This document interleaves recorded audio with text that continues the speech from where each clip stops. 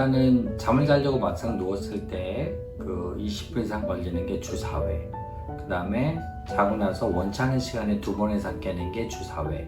그 다음에 잠도 잘 들고 중간에 깨지 않는데 원치 않은 시간에 너무 일찍 깨는 게 주 4회가 돼서 낮 동안에 사회적 생활에 문제가 되거나 건강 지표가 문제가 되면 그분은 수면이 임면이 안 되거나 유지가 안 되는 불면증 카테고리에 들어간다고 의학적으로 정의를 하고 있습니다. 중간에 많이 깨는 타입은 크게 4가지 원인으로 우리가 이제 분리를 하고 있는데요. 첫 번째는 2시간 간격으로 우리가 그 자세나 수면의 구조, 즉 꿈을 꾸는 렘수면과 꿈을 꾸지 않는 넘렘수면에 따라서 심박동수랑 호흡이 변화가 생깁니다. 그래서 그게 10% 이내에 변하는 뇌는 큰 스트레스 없이 자는데 심박동수가 10% 이상으로 변화가 있거나 호흡박자가 10% 이상이 되면 이 비상사태로 생각을 하니까 오히려 위험하다고 감지해서 깨워주죠.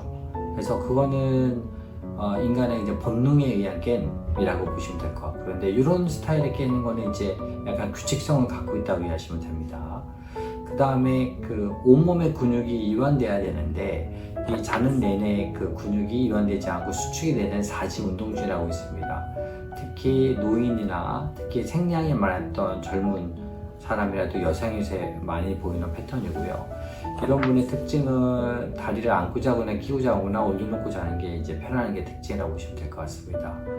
그 다음에 심리적인 원인이 있었겠는데 우리가 우울증에 빠지면은 잠자는 멜라토닌 분비가 억제되고 잠을 깨는 코티졸이 분비가 활발해집니다. 그리고 이 멜라토닌을 만드는 전구체 세로토닌이 부족해지기 때문에 우울이 이제 확대가 되죠. 그래서 우울이 확대가 되면 수면이 유지가 안 되고 이제 깨는데 패턴이 있습니다. 일단은 꿈을 많이 꾸면서 깨는 게 패턴이고요.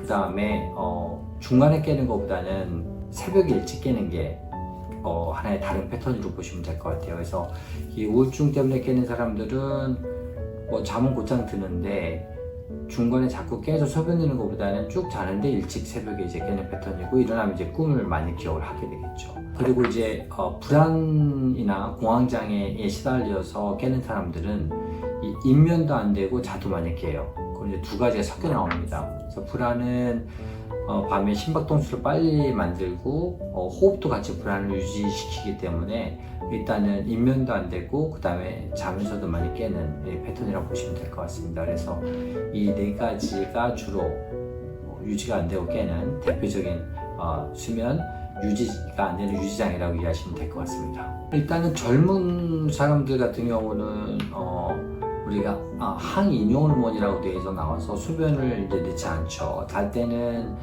대변도 안 넣고 소변도 안 넣고 먹지도 않죠. 그래서 모든 생리 현상, 심리적인 게 다 안정이 되고 자다가 우리 먹고 자는 사람 없잖아요. 또 자다가 대변 넣고 자는 사람 없죠. 소변도 마찬가지예요. 근데 나이가 들면서 가장 먼저 분비가 줄어드는 게 항이뇨 호르몬, 즉 소변을 넣지 않는 호르몬이 잘 때 잘 유지가 돼야 되는데 그게 안 되면 이제 우리가 저녁 먹기 전에 소변을 넣었으면 자는 도중에 이제 소변 잔류감이 생기면서 소변을 넣게 되겠죠. 그래서 항이뇨 호르몬에 문제가 있는지를 체크를 해야 되고요.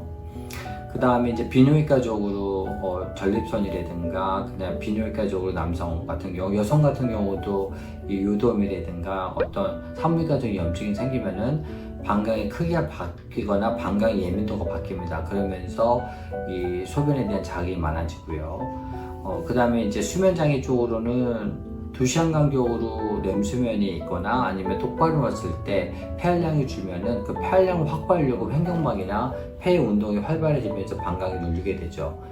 이때의 특징은 막상 들어가면은 그 소변관문이 있는데 소변은 많이 나오지 않아요. 그게 눌러서 자극만 좋기 때문에.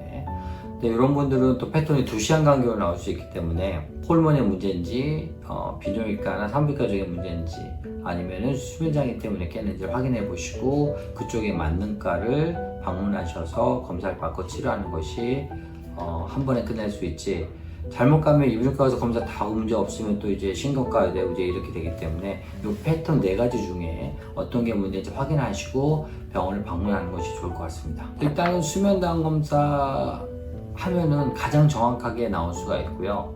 그 다음에 수면다운 검사 하는 날 똑같은 현상이 일어나지 않더라도 수면 검사 결과는 똑같이 나옵니다. 즉 우리가 꼭 배 아픈 날 내시경해야 위암이 나오고 위가 편한다 하면 위암이 없어지는 게 아니죠. 항상 그 내시경하면 위암이 보이듯이 수면 검사를 하면 내가 그날 잘 잤다고 생각을 해도 병적인 건 항상 나오거든요.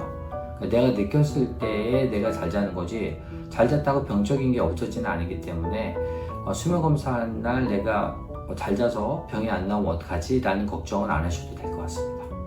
일단 램수면 호흡장애 같은 경우는 반드시 양압기 껴야 됩니다. 그거는 유전적이고 횡격막의 문제이기 때문에 어떤 수술도 치료가 되지 않아서 양압기를 낀 상태에서 뇌파랑 심장이랑 방광이랑 압이 가는 걸 맞춰줘서 소변도 넣지 않고 깨지 않으면서 숙면하게끔 저희가 세팅을 해드리고요.